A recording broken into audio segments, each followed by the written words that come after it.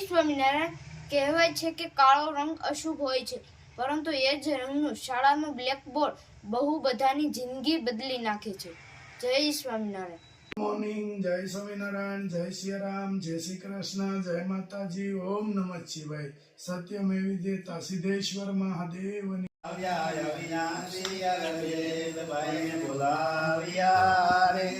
સુંદર ચોગાવારો છે નિરખા નટવર સુંદર શ્રી ઘનશ્યામ શોભા શ્રી કપૂરે નિરખી રાજે કોટિક કામ ગૂંથી ગુલાબ નારે કંઠે આરોપ્યા में हार દઈને વારણા રે ચરણે લાગી વારંવાર આપ્યો મેં તો श्री वासुदेव विमलामृतधामवासं नारायणं नरकथा रणनामधेयं श्यामं सितं द्विभुजमेव चतुर्भुजं च त्वं भक्तिधर्मतनयं शरणं प्रपद्ये। जय स्वामिनारायण जय अक्षर पुरुषोत्तम जय अक्षर पुरुषोत्तम जय दर्शन सर्वोत्तम जय स्वामिनारायण। धन्य धन्य मम जीवन तव चरणे सुफलम् ओ तव शरणे सुकलम् यज्ञ पुरुष प्रवर्तिका यज्ञ पुरुष प्रवर्तिका सिद्धान्तं सुखदं जय स्वामी नारायण। श्री स्वामिनारायण भगवाननी जय। ठाकुर जी ने आरती आपो। ભગવાનની જય। તમારું સ્વાસ્થ્ય યોગીજી મહારાજ બાપુજીની જીવન પર્યંત સેવા કરવાની પ્રમુખ સ્વામી મહારાજની જય। મહંત સ્વામી મહારાજની જય। 1 કિલો પોક લીલવણી એકદમ ગ્રીન.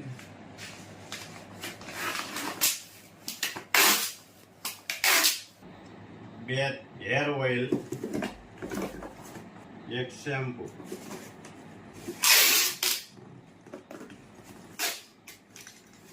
કિલો કાચરી મસ્ત મોળી જોતી હોય એને મોળી અને નિમક વાળી જોતી હોય નોર્મલ તો એને નિમક વાળી નોર્મલ બનાવે છે મસ્ત કાચરી।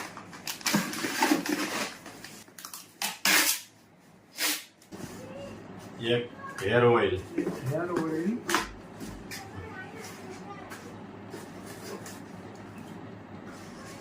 બે કેસુડાના સાબુ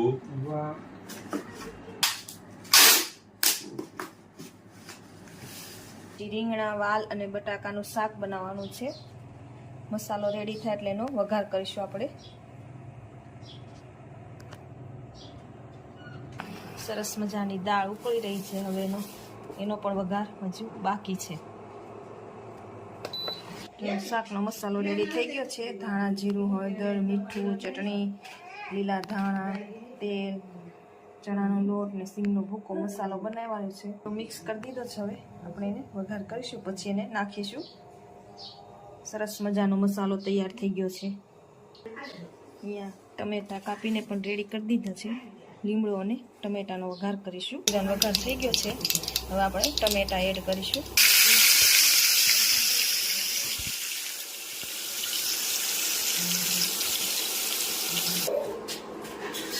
જો સરસ મજાનું બધું મિક્સ થઈ ગયું છે। હવે આપણે મસાલો ઉપરથી નાખીશું। આવી રીતે ઉપરથી મસાલો એડ કરીએ એટલે નીચે તળીએ બેસે સિંગનો ભૂકો ને ચણાનો લોટ હોય તળીએ બેસ। સરસ મજાનું શાક તૈયાર થઈ ગયું છે। દાળ પણ રેડી થઈ ગઈ છે। હવે જો ભગવાનનો થાળ પણ તૈયાર કરી દીધો છે।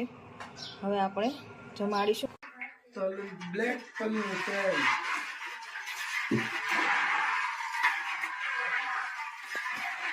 આપણે લાવીએ છીએ કે ખાતરીબંધ વસ્તુ જ આપણે પીલાવેલું તલનું તેલ એ જ આપણે ઉકાળવામાં વાપરીએ છીએ બધું, અને ઔષધિથી ભરપૂર, એમાં કઈ ઘટે જ નહીં. જોઈએ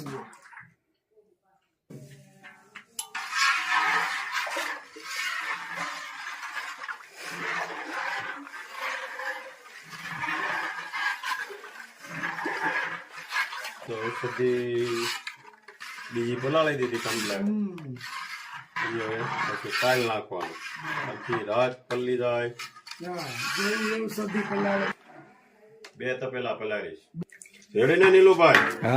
ઔષધિ ભરપૂર માત્રામાં હોય ને તો જ કોઈ પણ માં રિઝલ્ટ મળે. હવે આટલું તેલ આટલું હોય ને આમ ફેરવી તો ઔષધિ દેખાય નહીં, એમાં રિઝલ્ટ થોડું મળે. ઔષધિ તો ભરપૂર માત્રામાં હોય છે. 56 જાત ઔષધિ છે. આમાં 3 ઔષધિ એવી છે, એ ઔષધિ કોઈ પણ દુકાને લેવા જાય ને તો ક્યાંય પણ નહીં મળે. ઓલ ઇન્ડિયાની અંદર એ ઔષધિ અમારા ગુરુ મહારાજે આપી છે, અને એમાં રિઝલ્ટ મળે છે. સાચું ઔષધિ આપી છે અને એનું રિઝલ્ટ બધાને મળે છે, અને 100% મળે છે. એમ આ ઔષધિ છે. એ કદાચ ઓલ ઇન્ડિયામાં ગમે ત્યાં કોઈ પણ દુકાનમાં કે કોઈ પણ જગ્યાએ જાય ને તો એ ઔષધિ નહીં મળે. બાકી બધું તો મળી જાય. ઔષધિ નામે તો ઘણું બધું આમાં નખાય છે. આ ઔષધિ તો તમને દુનિયાભરમાં ક્યાંય ન મળે. એ તો જે ઔષધિ ઓળખતા હોય એનું કામ. ભગવાનની જે ભક્તિ કરે ને એ ભગવાન બેઠું ખાવા આપે, એને કાંઈ કરવું ન પડે. સ્વામીની વાતોમાં આવે છે કે કોઈ ભગવાન સંભાળે ને તો મોતિયા લાડુનો વરસાદ વરસાવે, તો કાંઈ કરવું ન પડે તમારે. અહીંયા બાલમુકુંદ સ્વામી એવું બોલ્યા કે ભગવાન ભજે ને એને ભગવાન બેઠું ખાવા છે, કાંઈ કરવું ન પડે. આ ચલાળામાં સંતો રહેતા હતા, એની વળી એક વખત છે મારી જેવા કોઈક સાધુ એવા કે આપણે રહોડામાં જવું ને ચૂલો હળગાવવો નથી, કેમનો ભગવાન ખાવા દે જોઈ હતી કે એ વાત કરી. રહોડાને તાળું મારી દીધું ને માળા લઈને ભગવાન સામે બેસી ગયા. 11:30 થયા તોય કંઈ ખાવાનું આવ્યું નહીં. એટલે સંતોએ પૂછ્યું બાલમુકુંદ સ્વામીને કે ભગવાન ભજન કરીએ તો બેઠું ખાવા દે તો ક્યારે ખાવા દે છે? બાલમુકુંદ સ્વામી કે ગુણેશ્વરની વાત ખોટી પડે નહીં. સ્વામીની વાતોમાં આવે છે, શાસ્ત્રો ખોટા ન પડે. તમે ભજન કરો. રોજ કેટલા વાગે જમો છો? કે 12:30. તો પછી અત્યારે હું 11:30 વિચારો છો ભાણા ફેરવા? પણ કેમ ક્યાંથી આવશે? એ જમાનામાં વાહનો નહીં, કોઈ હોટલો નહીં, સંતો ખાય નહીં હોટલોનો. સ્વામી આ વાત વાંચી મોટા આંકડિયાની જાને છલાળામાં નીકળી અને હરિભક્તોની જાન હતી, એને ખબર નહીં કાંઈ મંદિર છે. ગામના માણસો એને પૂછ્યું પાણીનું, તો ક્યાંય તો સ્વામિનારાયણ મંદિર છે કે તમારે પાણી સગવડ મળશે, સંતો છે, તમારે જવું જાઓ. રાજી થઈ ગયા હરિભક્તો અને ટોપલા લઈને આવ્યા. ઢોકરા ને બધી સોવાળી ને પૂરીઓ ને બધું બનાવ્યું હોય સોકડીને, કારણ કે આપણા હરિભક્તો બહાર હોટલ એ જમાના હોટલો નહીં ને ખાય નહીં બહારનું. અને જાન બળદગાડામાં હોય એટલે લાંબો રસ્તો હોય એટલે રસ્તામાં ખાવાનું રાખી. મંદિરમાં આવ્યા બરોબર હવા બારે. સ્વામી જય સ્વામિનારાયણ, અમે આ ચોખ્ખું બનેલા દૂધમાં ભગવાને ધર્મ બધા સંતોને જમાડો કે.